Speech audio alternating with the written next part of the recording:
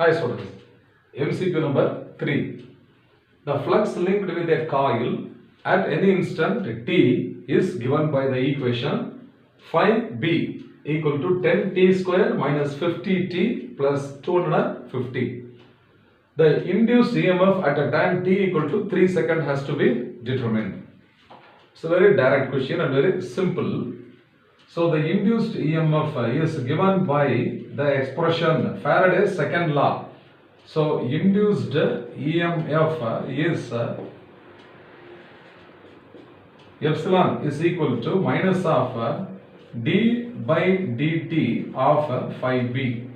So this is equal to minus of d by dt of the equation given. We have to write 10t square minus 50t plus 250. So this is equal to minus of, we will differentiate directly, okay, minus of, okay, this is a minus of d by dt of a 10t square is a 2 into 10, 20, 20 into t. So this is 20 into t minus coefficient of t is 50 plus differentiation of 250 is 0 because it is a constant.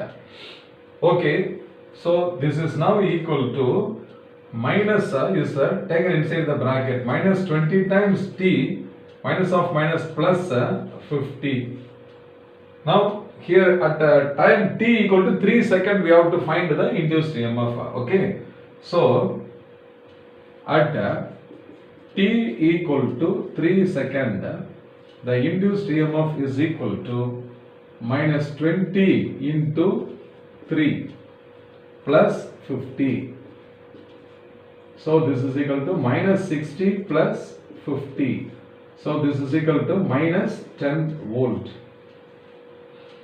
So the answer option is option B. So B is the correct answer. Suppose the same question, the magnitude of the induced EMF is asked. Suppose if they ask what is the magnitude of the induced EMF, then magnitude must be modulus of minus 10, then the answer will be plus 10 volt. Take care. Okay, fine. Hope you must have understood